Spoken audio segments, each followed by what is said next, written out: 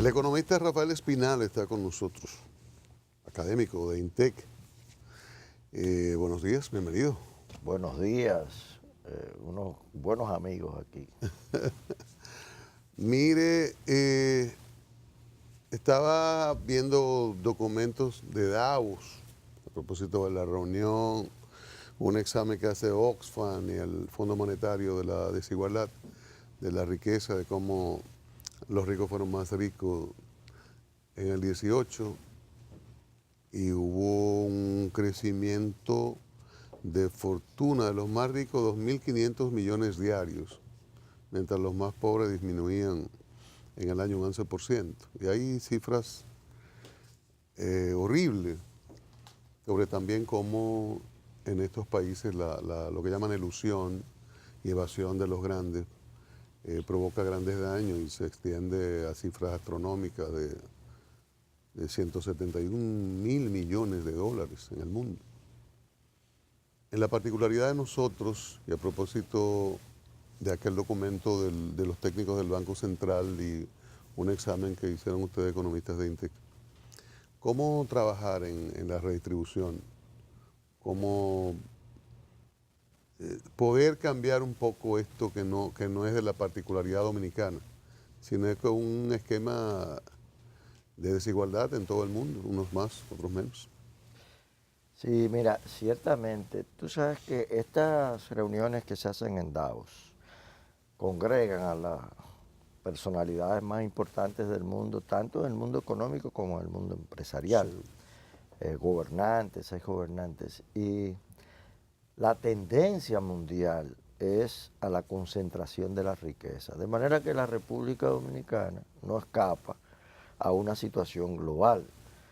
La República Dominicana tiene la característica de que es una economía que crece, todo el mundo está de acuerdo en el crecimiento, algunos discuten si es un 7%, si es más, si es menos, pero hay un crecimiento sostenido y ese crecimiento ha tenido más de 50 años de crecimiento. Desde el 68 nosotros crecemos, solamente hemos tenido 3 años, el 2003, el 90 y el 85, que fueron años donde el producto decreció, pero hemos crecido. Ahora, ese crecimiento se ha generado con mucha desigualdad y la pobreza no ha disminuido al ritmo del crecimiento. Y esa es la gran, digamos, la gran paradoja de la República Dominicana. Y tú lo ves, tú entras aquí a la capital, te vas al centro del polígono central y tú vas a ver, como decía el expresidente Leonel Fernández, un Nueva York chiquito. Ajá. Y tienes metro, tienes una urbe realmente moderna. Pero tú te vas al interior, te vas a Elías Piña, te vas a Bánica, te vas a la frontera o a las zonas rurales y tú no encuentras un cine, tú no encuentras un teatro, tú no encuentras un esparcimiento que no sea un colmadón o una venta de lotería o una situación de precariedad, que es lo que llaman una sociedad que no es homogénea, sino heterogénea. Hay una asimetría. Una asimetría. Asimetría. Sí. Una asimetría. Asimetría. Un cafecito Santo Domingo. Sí, para procesar eso. Para que sea asimétrico. Estamos Ese es el mejor café del mundo. Estamos hablando con profundidad. Sabor que arranque en el aroma. Buenos días. Buen día, buen A mí día. me encanta. Muchas Ay, gracias. sí. No sea usted. Los ricos más ricos y los pobres más pobres mundialmente. Gracias. Gracias. Será disfrutado. Muchas gracias. Fíjate, entonces esa asimetría, esa heterogénea conformación de la sociedad dominicana y de la distribución de la riqueza hace que se concentre en pocas manos ese crecimiento. La CEPAL muestra en un estudio de este año que incluso lo que nosotros llamamos los economistas el índice de Gini, que es el que mide la desigualdad, este año y el año pasado creció. Había estado disminuyendo desde el 2013, e incluso después del 2012 con el 4% de la educación. Eso mejoró sustancialmente, pero en los últimos 2 años ha vuelto a tener una tendencia de crecimiento de la desigualdad. Es que el crecimiento dominicano es un crecimiento impulsado por sectores fundamentalmente que no crean suficiente trabajo. O sea, no es el sector industrial, no es el sector agrícola, es el sector tecnológico de las telecomunicaciones. ¿Y el turismo? El turismo crece, pero el turismo no genera, es una economía de servicios. Los servicios no generan los trabajos de calidad que demandan otros sectores. Pero el turismo es servicio, es lo que tiene muchos camareros, mucho trabajo elemental. El turismo demanda de tiene un consumo en los que se hospedan en esos hoteles. Ahora, ¿estaría la forma o las cosas que producimos si no se le aplica tecnología para poder demandar empleos de calidad y ese tipo de cosas? Fíjate, el turismo genera empleo, genera unos 80.000 empleos directos y 230.000 empleos indirectos con todo ese servicio que se le brinda a los hoteles. Pero son empleos. Los hoteles consumen, pero consumen alimentos que son del sector agrícola, muchos importados, y consumen lo que son las actividades diarias del hotel, pero muchas de esas son importaciones. Ahora, el problema de la República Dominicana son los empleos de baja valor agregado. Es decir, nosotros no tenemos un crecimiento en base a valor agregado. Nosotros tenemos el crecimiento de la zona franca. ¿Qué son las zonas francas? Trabajo fundamentalmente de poco nivel. Hemos mejorado un poco porque ahora estamos exportando productos eléctricos y farmacéuticos, pero no te creas que son esos productos médicos y eléctricos de alta tecnología. ¿Qué hacer a mediano y largo plazo para atacar la desigualdad? A nosotros tenemos que hacer varias cosas. Una es, profundizar el tema en la educación. Eso vamos encaminados y hay que reconocer que el 4% de la educación ha ido poco a poco mejorando las condiciones educativas, pero eso es un proceso de largo plazo. Nosotros tenemos que ser más eficientes en la distribución por la vía fiscal. Nosotros tenemos un 60% de evasión del impuesto sobre la renta. Perdón, repítalo para confirmación. 60% de evasión del impuesto sobre la renta. Que no es una evasión propiamente dicha, digamos. Hay lo que llaman una ilusión. De las pequeñas, medianas ni microempresas, ¿verdad? No, son fundamentalmente las grandes empresas. Por ahí. Son las grandes empresas y las personas de altos ingresos. Pero hay una evasión también que se da por ignorancia o por temor a involucrarse en el proceso de formalidad. Incluso quienes tienen pequeños negocios, que se le llaman pequeños, pero que día a día generan mucho dinero, manejan mucho flujo de caja y nunca se hacen formales y tienen unos salarios o gente trabajando con salarios muy, muy deprimidos.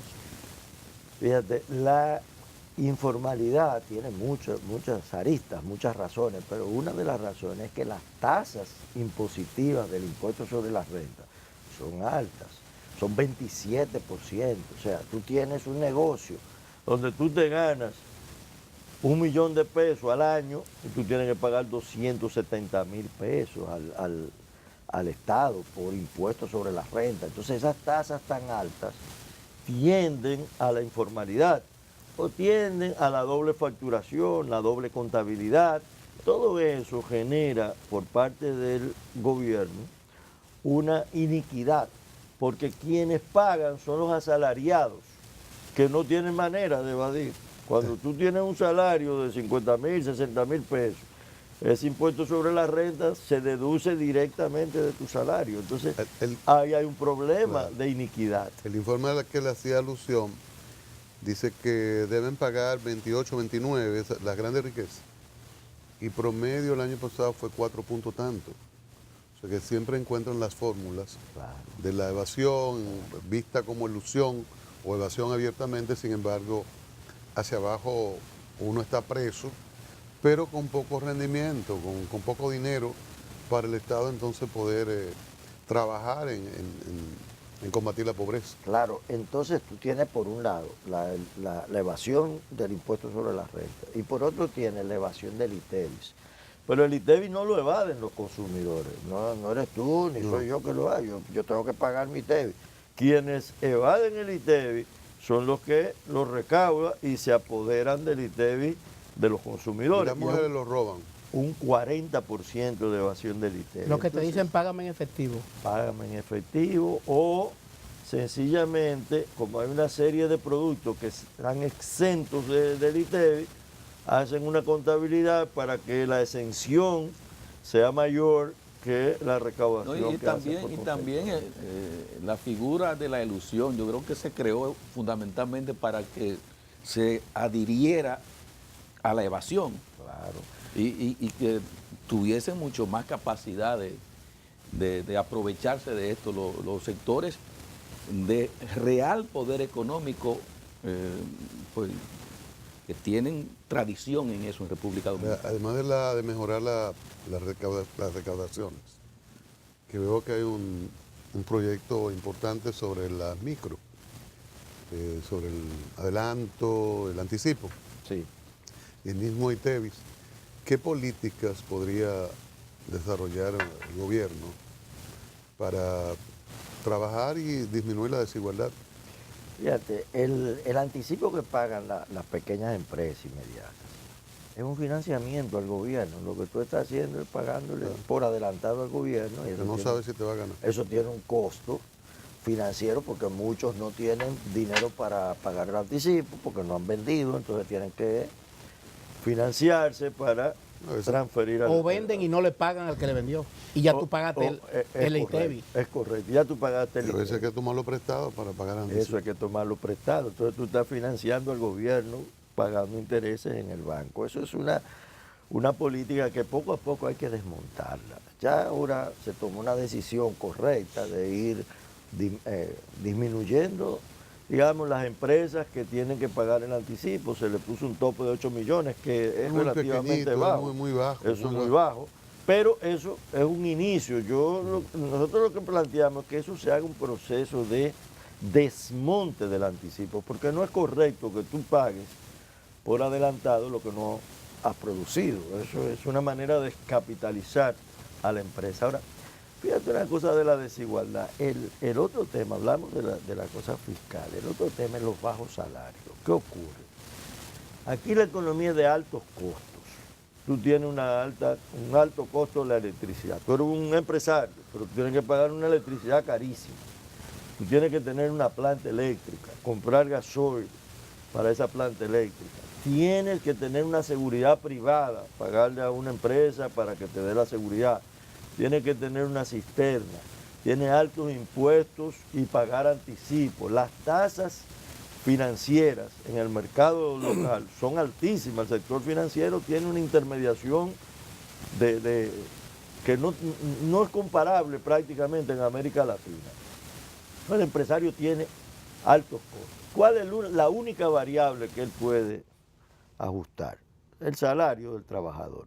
Por eso el empresario se niega a sentarse en el comité de salarios, porque la competitividad la obtiene por vía de un salario mínimo, un salario prácticamente que está por debajo, 1,5 veces por debajo de la canasta familiar básica. Pero eso entonces retrae la economía, una capacidad de retrae. compra de bienes y servicios. Y Claro, disminuye el mercado. el mercado. Entonces es contradictoria esta situación con lo que sería la expansión de las empresas. Sí. Retomando el tema del crecimiento económico, Apolinar Veloz estuvo aquí hace algún tiempo, economista también, que Ex gerente del Banco Central. ex gerente del Banco Central, es parte del equipo económico de la Universidad Autónoma de Santo Y Domingo. de INTEC, es profesor de INTEC. Y entonces profesor de INTEC. Sí. Bueno, Apolinar entiende que ese crecimiento del que se habla en República Dominicana no es tal.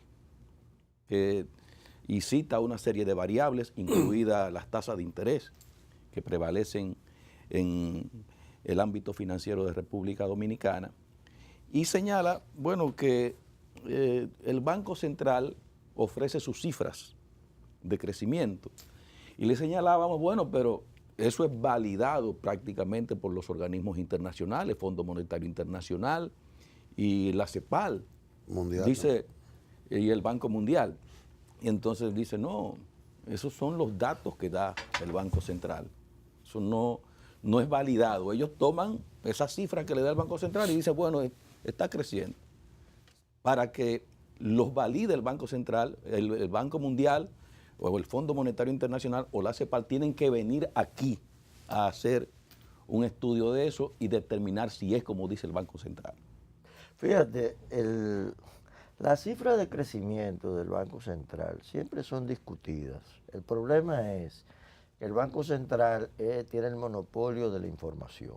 Entonces, discutir que si esas son las cifras o no son Reales. reales es una discusión, digamos, que no conduce a ningún lado. ¿Por qué? Porque el Banco Central te da una cifra. Lo que es evidente es que hay un crecimiento y tú lo puedes inferir por otras variables. Por ejemplo, tú tienes lo que son los préstamos bancarios. Eso te da una idea de que si aumenta el crédito, por algún lado tiene que aumentar el crecimiento. Las propias recaudaciones de los impuestos del ITEVIS, las ventas de grandes empresas, que te digo, las grandes compañías que son las que marcan las tendencias. Entonces tú tienes un crecimiento, pero el problema no es, yo creo que la discusión no es si hay o no hay un crecimiento, porque es ostensible, es visible.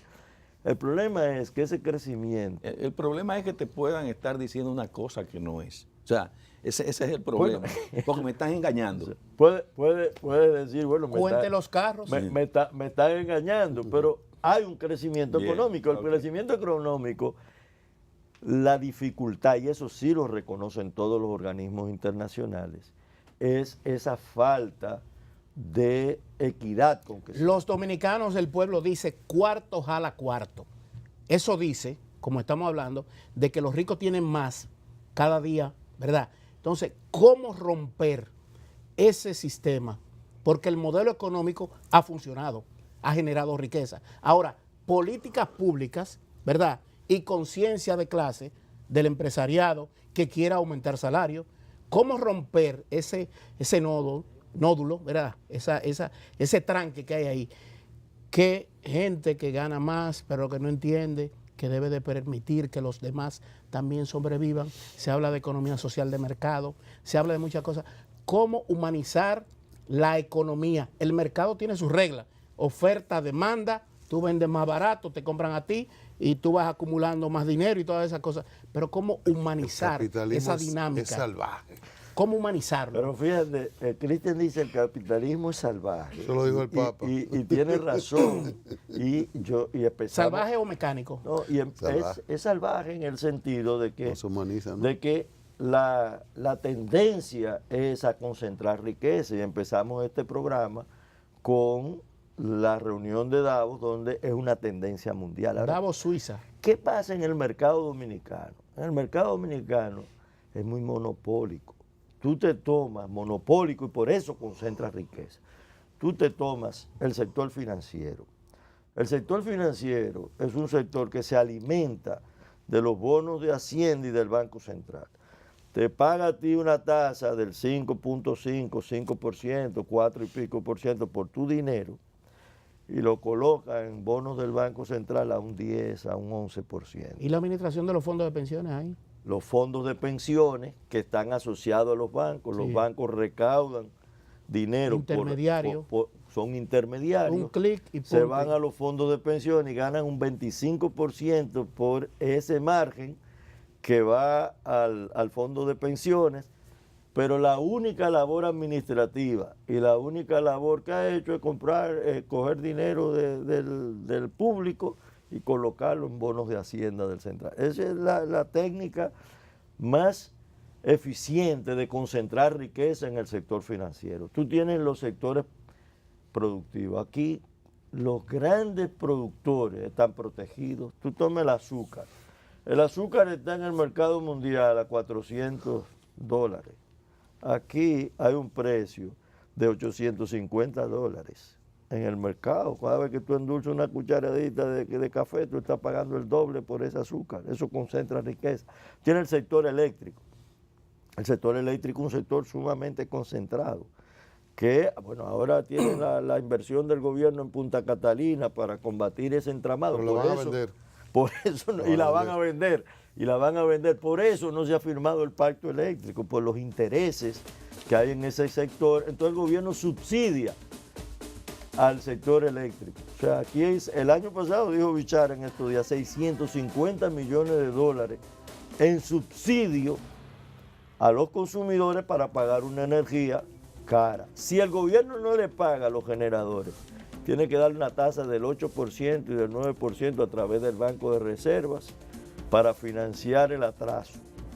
Eso es el mejor bono para un generador eléctrico. Si tú no me pagas a tiempo, me da un 8% y un 9% de interés. Como academia, ustedes le presentan a las autoridades cada cierto tiempo, miren lo que nosotros tenemos, que descubrimos por estudios socioeconómicos y todas esas cosas, y le hacen caso.